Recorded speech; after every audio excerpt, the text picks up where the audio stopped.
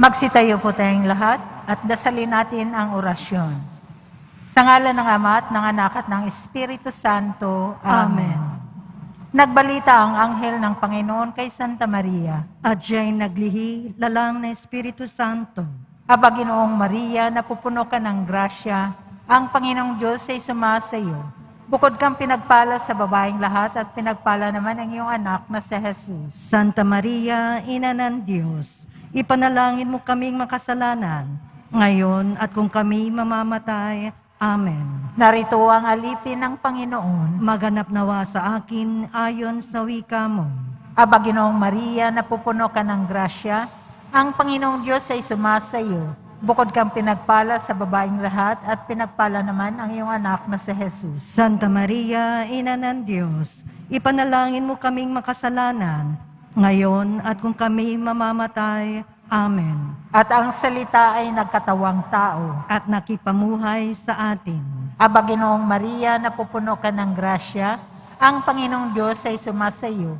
Bukod kang pinagpala sa babaeng lahat at pinagpala naman ang iyong anak na si Jesus. Santa Maria, Ina ng Diyos, ipanalangin mo kaming makasalanan, ngayon at kung kami mamamatay. Amen. Ipanalangin mo kami, Santa Ina ng Diyos, Nang kami maging dapat makinabang sa mga pangako ni Kristo. manalangin tayo.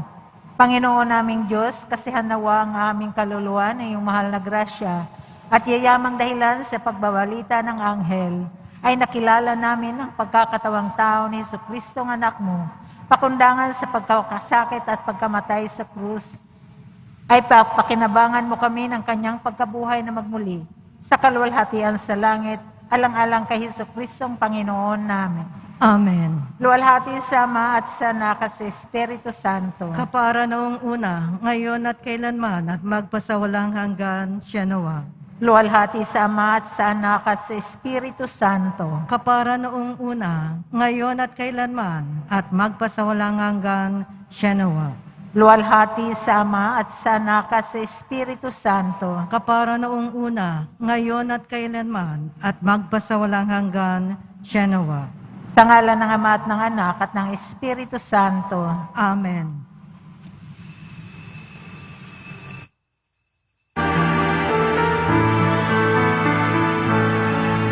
Ako'y kaawaan, o mahal kong Diyos, sang-ayon sa iyong kagandahang loob. Mga sala ko'y iyong linisin, ayon din sa pag-ibig mo sa akin. Bubuksan aking puso't isipan, pagsalansang ko'y aking kinikinala. Patawarin yaring kasalanan. Ako'y kaawaan, o mahal kong Diyos, sang-ayon sa iyong kagandahang loob. Mga sala ko'y iyong linisin, ayon din sa pag-ibig mo sa akin. Sa ngalan ng Ama, ng Anak at ng Espiritu Santo. Amen. Sumainyo ang Panginoon.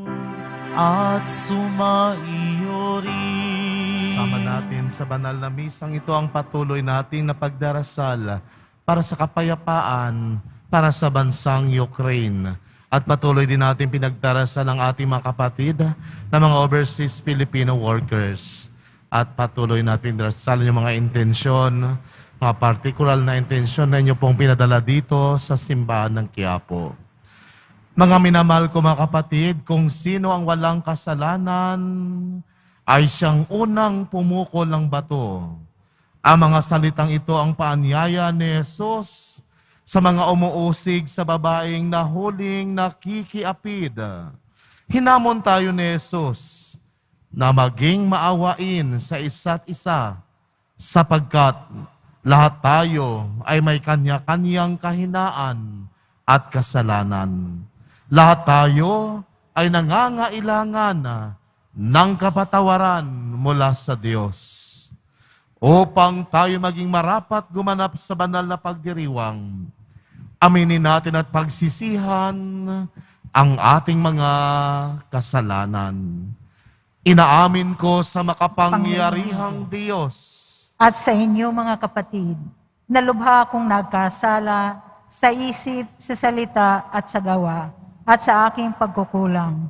Kaya isinasamo ko sa mahal ng Berhing Maria, sa lahat ng mga anghel at mga banal, at sa inyo mga kapatid, na ako'y ipanalangin sa Panginoong ating Diyos. Kawan tayo ng makapangyarihang Diyos.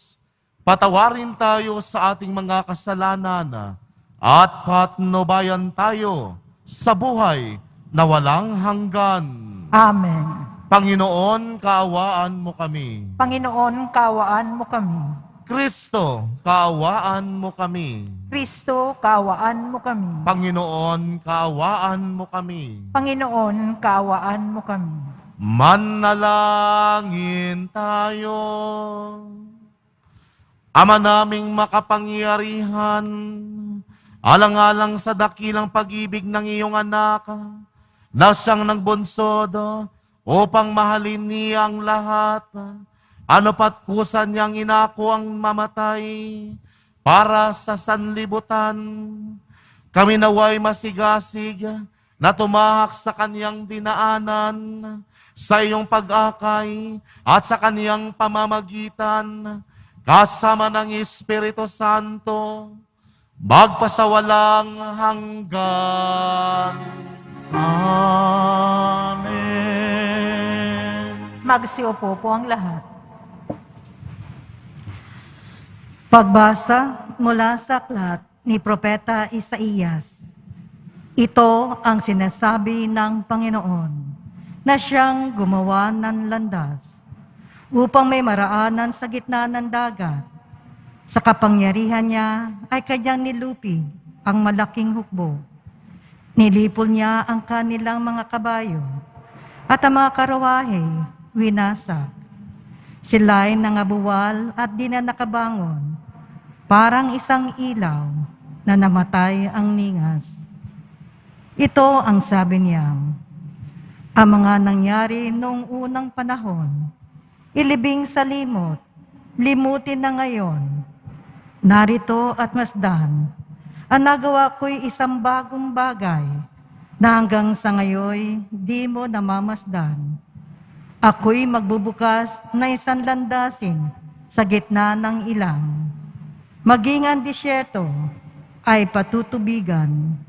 Ako'y igagalang niyong mga hayop na pawang mailap, gaya ng abestrus at ng asong gubat. Ang dahilan nito, sa disyerto ako'y nagpabukal ng saganang tubig para may mainom ang aking hinirang. Sila'y nilalang ko at aking hinirang upang ako'y kanilang papurihan. Ang salita ng Diyos. Salamat sa Diyos. Gawa ng Diyos ay dakila, kaya tayo'y natutuwa. Gawa ng Diyos ay dakila, kaya tayo'y natutuwa. Nang lingapin tayo ng Diyos at sa Siyon ay balik. Ang nangyaring kasaysay parang isang panaginip. Lahat tayo ay natuwa, masasayang nagsiawit. Gawa ng Diyos ay dakila, kaya tayo'y natutuwa.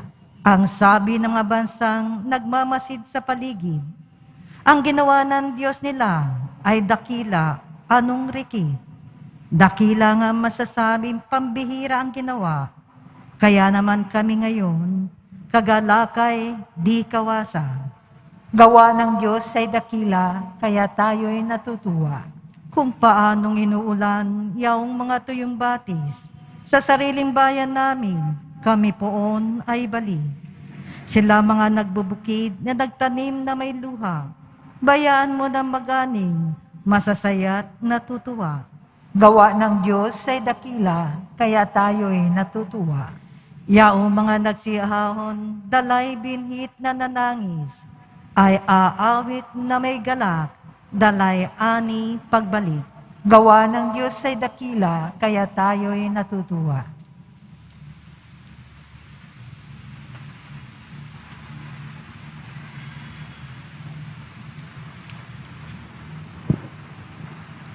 Pagbasa mula sa sulat ni Apostol San Pablo sa mga taga-Pilipos. Mga kapatid, inari kong kalugihan ang lahat ng bagay bilang kapalit ng lalong mahalaga ang pagkakilala kay Kristo Jesus na aking Panginoon. Ang lahat ng bagay ay ipinalagay kong walang kabuluhan, makamtan ko lamang si Kristo at lubos na makiisa sa Kanya. Hindi ko nahangad na maging matuwid sa pamamagitan ng kautusan, kundi sa pananalig kay Kristo. Ang pagiging matuwid ko ngayon ay kaloob ng Diyos batay sa pananampalataya. Ang tanging hangarin ko ngayon ay lubusang makilala si Kristo, maranasan ang kapangyarihan ng Kanyang pagkabuhay na mag-uli, makihati sa Kanyang mga hirap, at matulad sa Kanya, pati sa Kanyang kamatayan, sa pag-asang ako may muling bubuhayin. Hindi sa nakamtan ko na ang mga bagay na ito, hindi rin sa ako'y ganap na, ngunit sinisikap kong maisakatuparan ang layunin ni Kristo Jesus nang tawagin niya ako. Mga kapatid, hindi ko ipinalalagay na natupad ko na ang mga bagay na ito. Ang ginagawa ko ngayon, nililimot ang nakaraan at sinisikap na makamtan ang nasa hinaharap. Nagpapatuloy nga ako tungo sa hangganan upang kamtan ang gantipala ng pagkatawag sa akin ng Diyos sa pamamagitan ni Kristo Jesus, ang buhay na hahantong sa langit. Ang salita ng Diyos. Salamat sa Diyos. Magsitayo po ang lahat.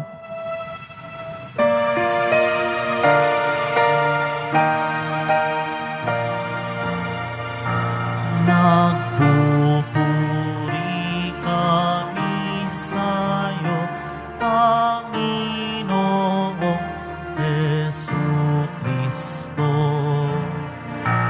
Nagpupuri kami sa'yo, Panginoong Jesucristo. Magsisi tayong matapos, halinang magbalik loob sa mapagpatawad na Diyos. Sa Kanya tayo'y tulog at manumbalik na lubos. Nagpupuri kami sa'yo, Panginoong Jesucristo. Sumainyo ang Panginoon. At sumaiyo rin Ang mabuting balita ng Panginoon ayon kay San Juan. papuri sa iyo, Panginoon. Nung panahong iyon, si Jesus ay pumunta sa bundok ng Olibo. Kinaumagahay, nagbalik siya sa templo. Lumapit sa kanya ang lahat, kaya't umupo siya at sila'y tinuruan. Nooy dinala sa kanya ng mga eskriba at ng mga pariseyo ang isang babaeng nahuli sa pakikiapid. Pinatayo ito sa harapan nila at sinabi kay Jesus, Guro, ang babaeng ito'y nahuli sa pakikiapid. Ayon sa kautusan ni Moises, dapat batuhin hanggang sa mamatay ang gaya niya. Anong masasabi mo? Tinanong nila ito upang subukin siya nang may maisumbong sila laban sa kanya. Ngunit yumuko si Jesus at sumulat sa lupa sa pamamagitan ng daliri. Ayaw nilang tigilan ng katatanong si Jesus.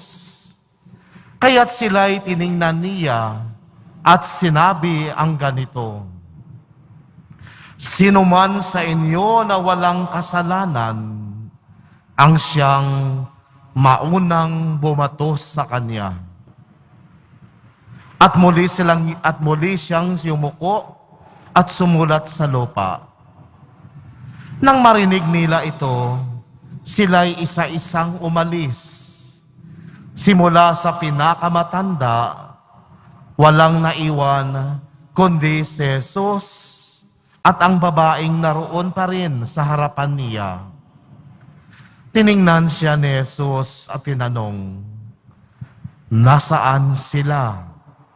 Wala bang nagparusa sa iyo?" "Wala po, Ginoo," sagot ng babae. Sinabi ni Jesus, "Hindi rin kita parurusahan. Humayo ka at huwag nang magkasala." Ang mabuting balita ng Panginoon. Pinupuri ka namin, Panginoong Jesucristo. Magsiupo po ng tayong lahat. Isang mapagpalang araw po sa ating lahat, dito sa loob at labas ng simbahan ng Quiapo. Narinig natin sa Ebanghelyo ngayon na nais ng mga Pariseo at ng Iskriba na litisin si Jesus, na isakdal si Jesus. Kaya ginawa nila ang isang bitag, ang babaeng nahuling nakikiapid. Inilagay ng mga Iskriba at ng mga Pariseo si Jesus sa isang nakakahiyang sitwasyon. Kung pahintulutan ni Jesus na batuhin nila ang babaeng na nahuli sa pangangalunya o sa pakikiapid, ito'y sinasalungat ni Jesus ang kanyang sariling turo. Kapag pinahintulutan ni Jesus na batuhin ang babae, ibig sabihin, hindi ginagawa ni Jesus ang kanyang turo. Kung tandaan, palagi nating isip, kung balikan natin ang mga turo ni Jesus, palaging tinuturo sa atin ni Jesus ang pagpapatawad.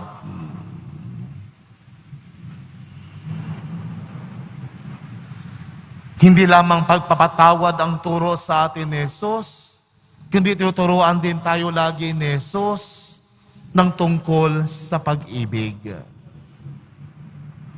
Ngunit sa ikalawang sitwasyon, ngunit kung pagbawalan naman ni Jesus na batuhin ng mga tao ang babae hanggang mamatay, si Jesus naman ay makaakusahan nilang si Jesus ay sumusuway sa kautusan ni Moises.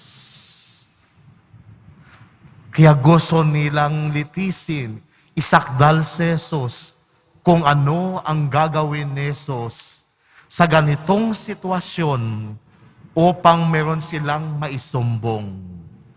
Kapag sinabi ni Jesus na batuhin, salungat ito sa kanyang turo ng pagpapatawad, pag-ibig.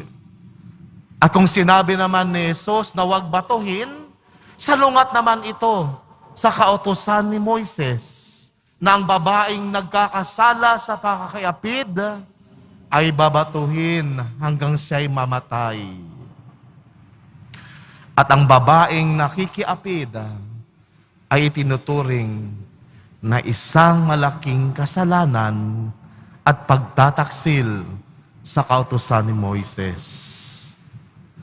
Pero sa Ebanghelyo natin, nakita natin kung paano kumilos si Jesus ayon sa kanyang kalooban at paraan ng ating Ama. Si Jesus ay hindi naging abala sa pampublikong imahe. Hindi si Jesus naging abala kung hindi siya tanggapin ng karamihan at kung ano ang sabihin sa kanya ng ibang tao. Ngunit, tinanggihan ni Jesus ang ideya ng paghihiganti. Dahil ang pangangalo niya ay dapat parusahan o kaya'y dapat gantihan hanggang kamatayan. Ayaw ni Jesus na maghiganti. Kasi ang mangyayari ay isang kasiraan. Kagaya nangyayari sa atin. Kapag nahuli natin si Mister na ng babae, anong ginagawa natin minsan? Tayo rin, nagloloko rin tayo. Gusto rin nating gantihan yung asawa natin. Kaya naghahanap din tayo ng ibang lalaki. Kapag nahuli natin yung asawa nating babae na nanlalaki, gusto nating gantihan, gusto nating ipahiya, gusto nating siraan. Ito yung pinakaayaw sa atin ng ating Panginoong Hesus, na huwag nating gantihan. Ayaw na ayaw ng ating Panginoong Hesus ang ideya ng paghihiganti, lalong-lalo na sa mga taong nakagawa sa atin ng kasalanan, lalong-lalo na sa mga taong nakapanakit sa atin. Isinantabi ni Jesus ang paniniwala ng kasiyahang pansarili. Ipinakita ni Jesus ang diwa ng pagkahabag nang sabihin ni Jesus, ang sinuman sa inyong walang kasalanan, ang siyang unang bumato sa kanya. Sinabi ni Jesus sa kanyang tagapakinig na suriin muna ang kanilang sarili bago sila manghusga. Suriin muna natin ang ating sarili bago tayo manghusga sa kasalanan ng ibang tao. Tingnan muna natin ang ating sarili kung gaano tayo kalinis bago natin tingnan ang dumi ng ibang tao. Ito yung nais ipabatid sa atin ng ating Panginoon. Huwag mo tayong manghusga. Tingnan muna natin ang sarili natin bago mo tayo manghusga sa iba. Mayroon ba tayong karapatang manghatol? Mayroon ba tayong karapatan na sila'y hatulan? Siya ba nagbigay sa atin ng karapatan upang hatulan ang mga taong nakagawa ng kasalanan? Ano bang ginagawa natin para tulungan ang mga babae o ang mga taong nakagawa ng makasalanan? Ano bang ginagawa natin upang tulungan ang ating kapatid na magbago?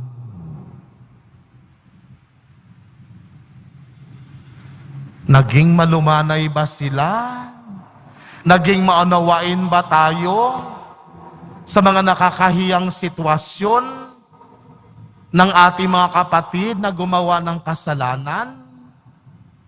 Naintindihan ba natin yung kanilang pinagdadaanan bago natin sila hinusgahan? Ano bang itinulong natin? Kapag meron tayong kapatid na gumawa ng kasalanan, ano bang ginagawa natin? Tinutulungan ba natin sila para magbagong buhay? Tinutulungan ba natin sila para itama ang kanilang pagkakamali?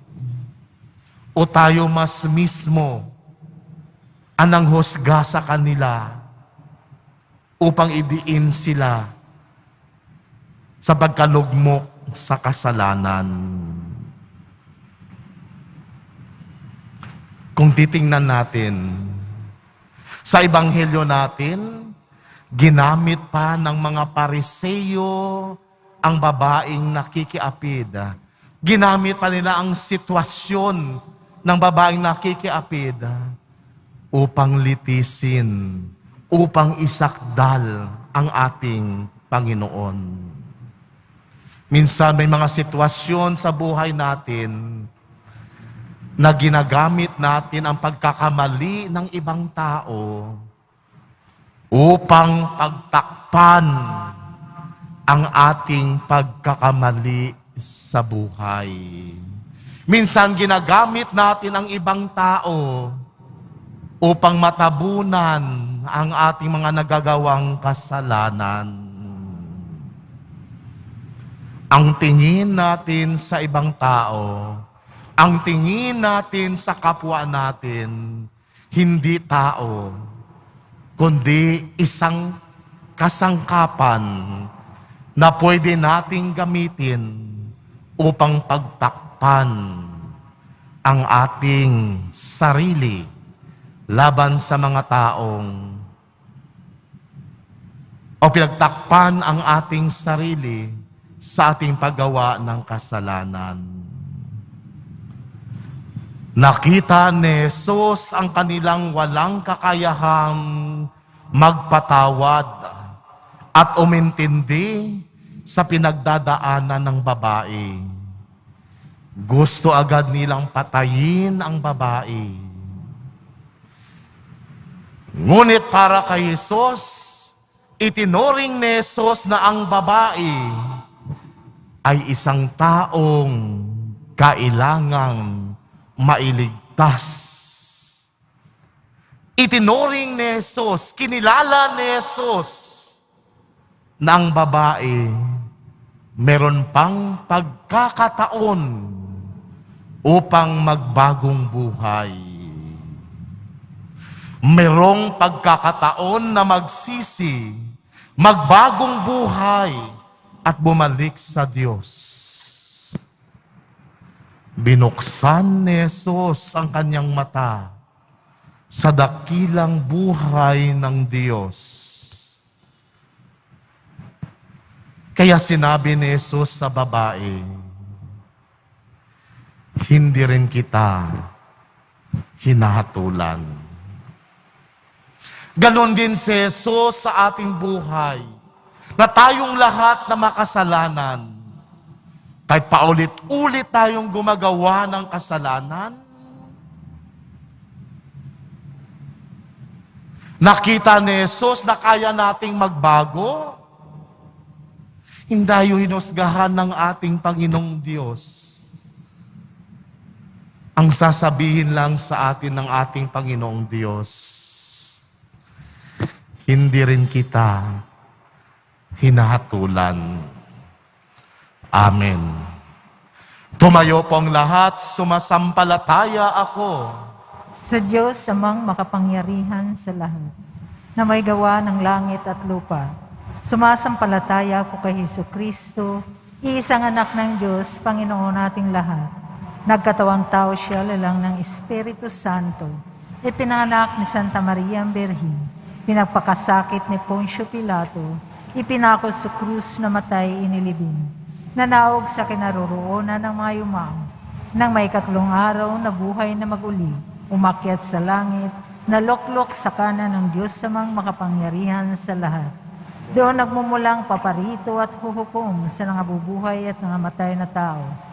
Sumasampalataya naman ako sa Diyos Espiritu Santo, sa banal na simbahang katolika, sa kasamahan ng mga banal, sa kapatawaran ng mga kasalanan, sa pagkabuhay na muli ng nangamatay na tao, at sa buhay na walang hanggan. Amen. Minamahal ko mga kapatid, habang palapit na ang mahal na araw, dumudulog kami sa iyo, Ama, na panatilihin mong iyong pagkahabag sa amin upang tuluyan ka naming makasapit sa pagbabagong buhay ng aming inahangad at maging marapat na tumanggap ng grasya ng muling pagkabuhay ng iyong anak. Tayo'y dumalangin. Panginoon, dinggin mo ang aming panalangin. Panginoon, dinggin mo ang aming panalangin. Maipahayag nawa ng mga namumuno sa simbahan ang mabuting balita ng may tapang sa gitna ng realidad ng pagkamuhi, pagsisinungaling at pag-uusig. Manalangin tayo. Panginoon, dinggin mo ang aming panalangin. Maisulong nawa ng mga namumuno sa pamayanan ng may lakas ng loob at hustisya para sa mga mahihirap, moralidad at pagtatanggol sa dignidad ng buhay ng bawat mamamayan. Manalangin tayo. Panginoon, dinggin mo ang aming panalangin. Akayin nawa ng mga tatayong saksi at mga katekista ang mga bibinyagan tungo sa landas ni Kristo. Manalangin tayo. Panginoon, dinggin mo ang aming panalangin. Sa pamamagitan ng mahal na pagpapakasakit ni Kristo, magtulungan nawa ang bawat binyagan na lumikha ng komunidad kung saan naghahari ang awa, pagkahabag at pag-ibig ng Diyos. Manalangin tayo. Panginoon, dinggin mo ang aming panalangin. Tanggapin mo nawa, Panginoon, sa buhay na walang hanggan ang mga kapatid naming yumao upang ang karangalan nila'y maging ganap. Manalangin tayo. Panginoon, dinggin mo ang aming panalangin. Ama, sa pamamagitan ng iyong salita na iligtas ang babaeng nagkasala, sa pamamagitan ng iyong salitang si Jesus, iniligtas mo kami sa kamatayan at tulungan mo kami ng bagong buhay na siyang pinagtagumpayan niya sa krus. Siyang nabubuhay at naghahari kasama ng Espiritu Santo, magpasawalang hanggan. Amen. Magsiupo po ang lahat.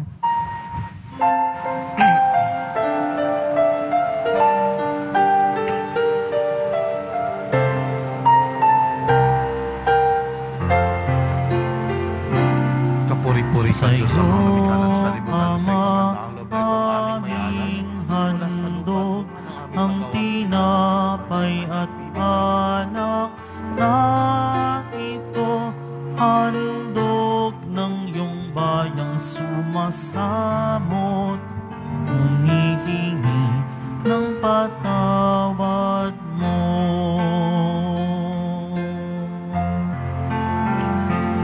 Sa pagsunod sa utos mo, nalulugod akong labis, di masukat ang galak ko, pagkat aking iniibig.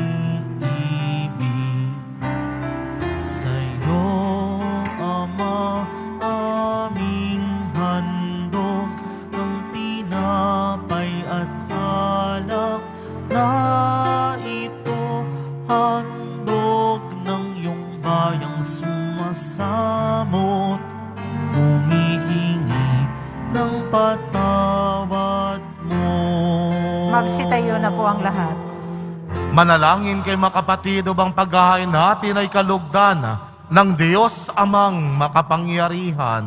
Tanggapin nawa ng Panginoon itong paghahain sa iyong mga kamay, sa kapurihan niya at karangalan sa ating kapakinabangan at sa buong sambayanan niyang banal.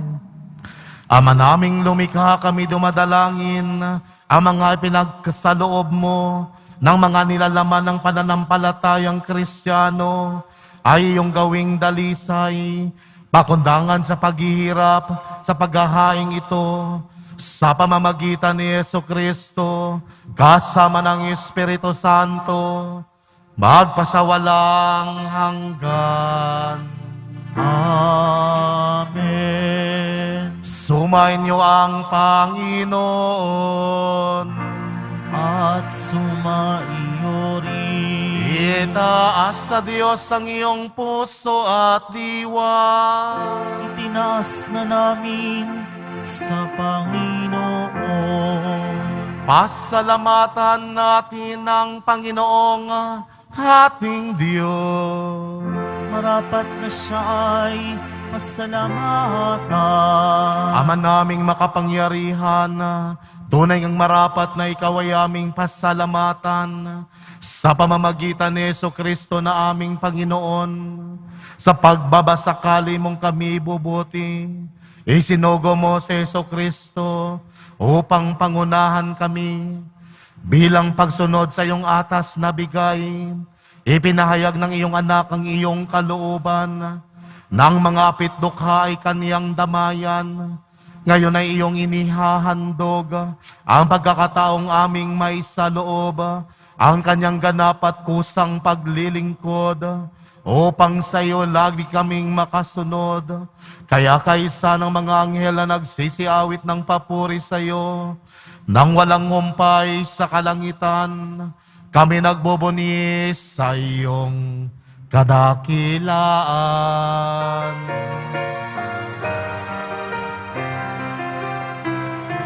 Santo, Santo, Santo, Panginoong Diyos ng mga hukbo, napupuno ang langit at lupa ng kadakilaan mo. Hosana, Hosana, Hosana sa kaitaasan.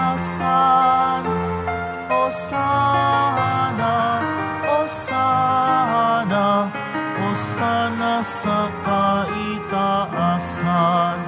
Pinagpala ang naparirito sa ngalan ng Panginoon. Hosana, Hosana, Hosana sa kaitaasan. Hosana, Hosana, Hosana sa kaitaasan. Lumuhod po ang lahat. Ama naming banal, ikaw ang bukal ng tanang kabanalan, kaya't sa pamamagitan ng iyong Espiritu, gawin mong banal ang kaloob na ito, upang para sa amin, maging katawan at dugo ng aming Panginoong Jesucristo. Bago pa niya pinagtiis ang kusang loob na maging handog, hinawakan niyang tinapay, pinasalamatan kanya, pinagati-hati niya iyon, inabot sa kanyang mga alagad at sinabi, tanggapin yung lahat ito at kanin. Itong aking katawan na ihahandog para sa inyo.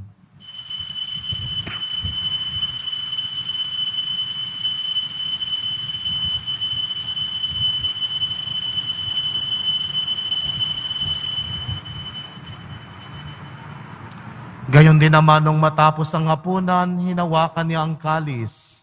Muli kanyang pinasalamatan. Inabot niya ang kalis sa kanyang mga alagad at sinabi, tanggapin niyo lahat ito at inumin. Ito ang kalis ng aking dugo, ng bago at walang hanggang tipan. Ang aking dugo na ibubuhos para sa inyo at para sa lahat. Sa ikapagpapatawad ng mga kasalanan, gawin ninyo ito sa pag-alala sa akin.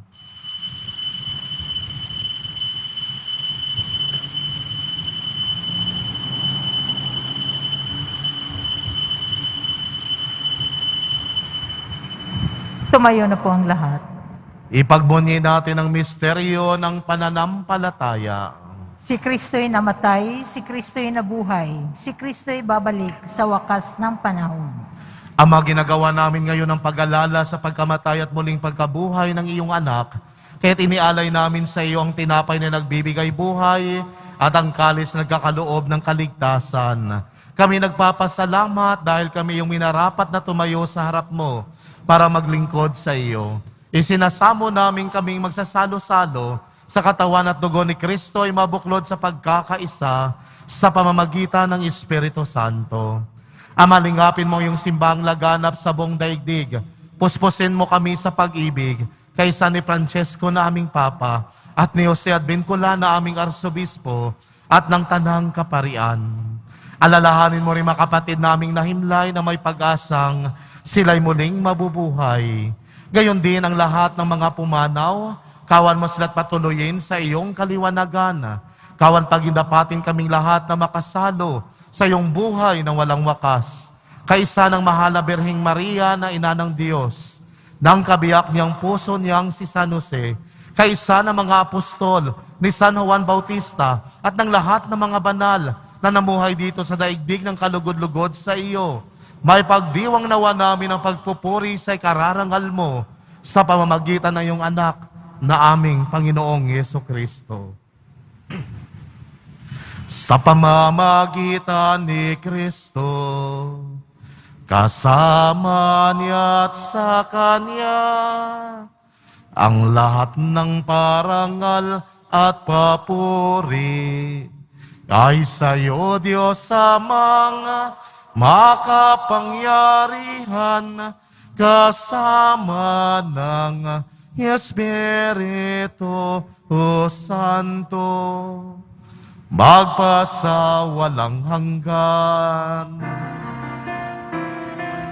Amen.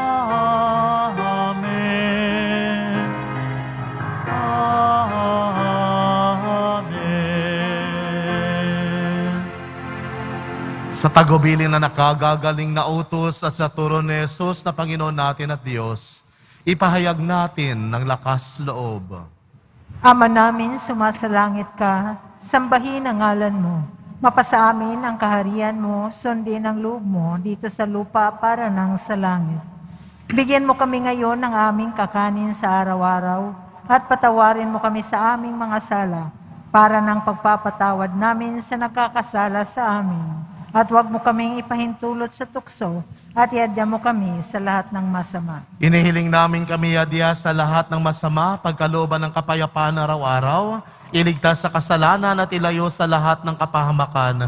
Samantalang aming pinananabikan ang dakilang araw ng pagpapahayag ng tagapagligtas naming si Jesucristo. Sapagkat iyo ang kaharian at ang kapangyarihan at ang kapurihan magpakailanman. Amen. Panginoong Jesucristo, sinabi mo sa iyong mga apostol, kapayapaan ang iniiwan ko sa inyo.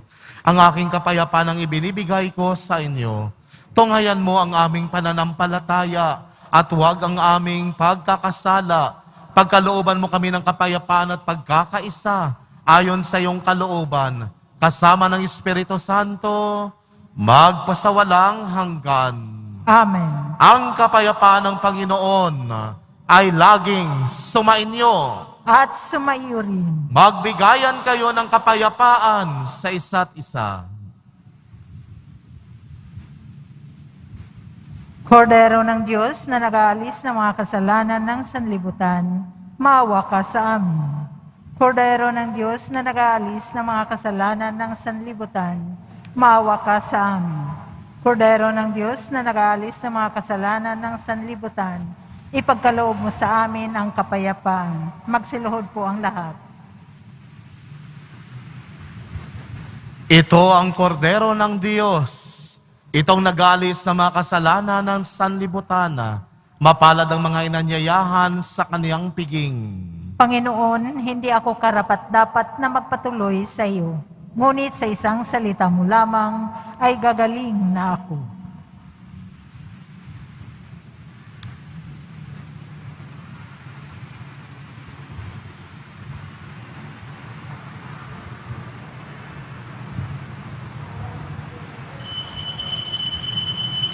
Katawan ni Kristo, Amen.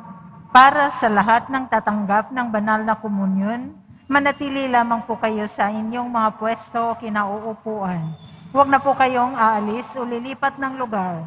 Ang pari at mga lay ministers po ang mag-abot sa inyo ng komunyon upang maiwasan ang inyong pagdidikit-dikit. Sumunod po tayo. Maraming salamat po.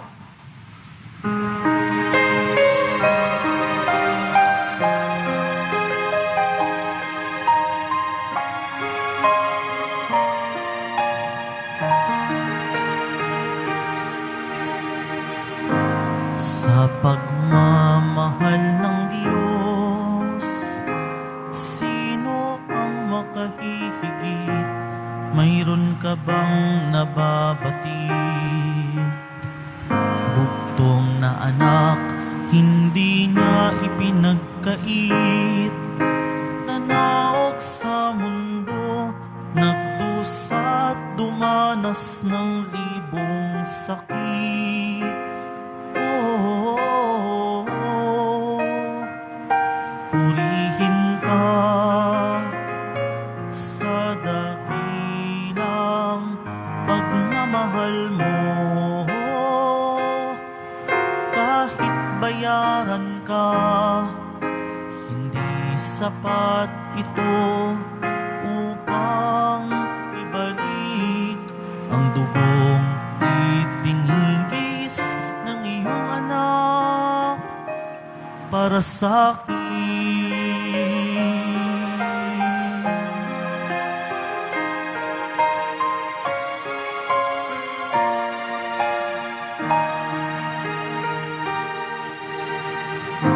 Dakilang Diyos, kay buti mo sa isang tulad kong masuwayin sa nais mo. Di man pansin, laki ng pagmamahal mo, tinanggap pa rin ako, pinatawad sa mga kasalanan ko.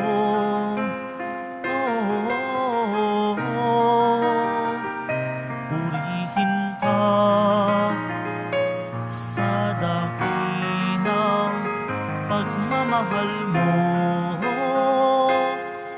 Kahit bayaran ka, hindi sapat ito upang ibalik ang dugong itinigis ng iyong anak para sa akin.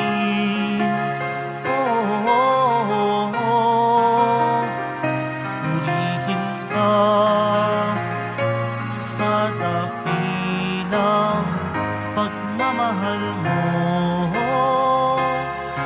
Kahit bayaran ka, hindi sapat ito upang ibalik ang dugong itinigis ng iyong anak para sa akin.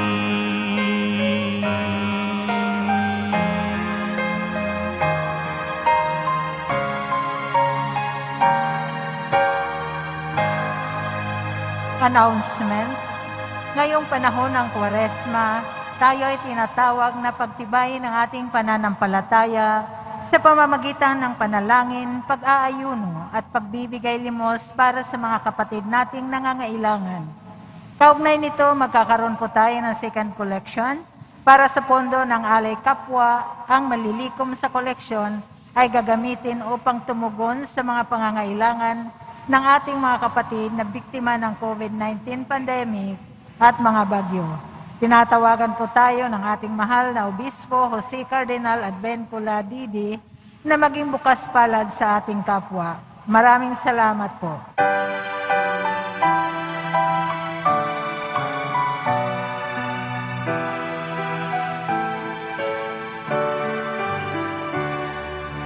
Walang sino man ang nabubuhay para sa sarili lamang. Walang sino man ang namamatay para sa sarili lamang. Tayong lahat ay may pananagutan sa isa't isa. Tayong lahat ay tinipo ng Diyos na kapiling niya.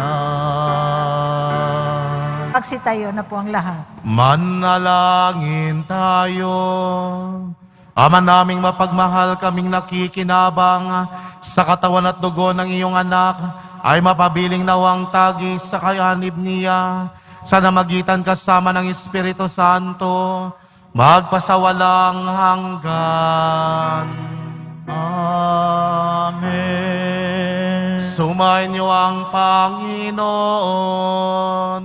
At sumaiyo rin. Mahal na pong Isos Nazareno, inihayag mo sa pamamagitan ng krus ang walang malo na pag-ibig ng Diyos sa sangkatauhan.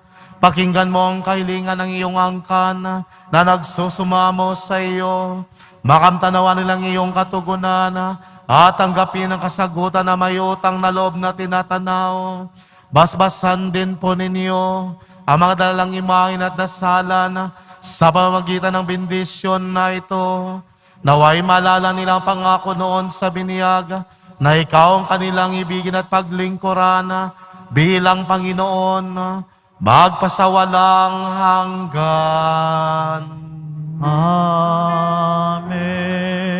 At pagpalain kayo ng makapangyarihang Diyos, ang Ama, ang Anak, at ang Espiritu Santo.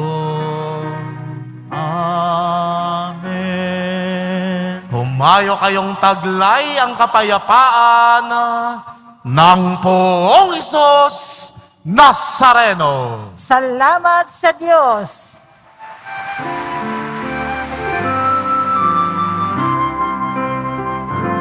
Nuestro Padre Jesus Nazareno, sinasamba ka namin. Pinipintuho ka namin. Aral mo ang aming buhay at kaligtasan. Nuestro Padre Jesus Nazareno, iligtas mo kami sa kasalanan. Ang krus mong kinamatayan ay sagisag ng aming kaligtasan. Nuestro Padre Jesus Nazareno, dinarangal ka namin. Nuestro Padre Jesus Nazareno, nilulwalhati ka namin. Nuestro Padre Jesus Nazareno, dinarangal ka namin. Nuestro Padre Jesus Nazareno, nilulwalhati ka namin.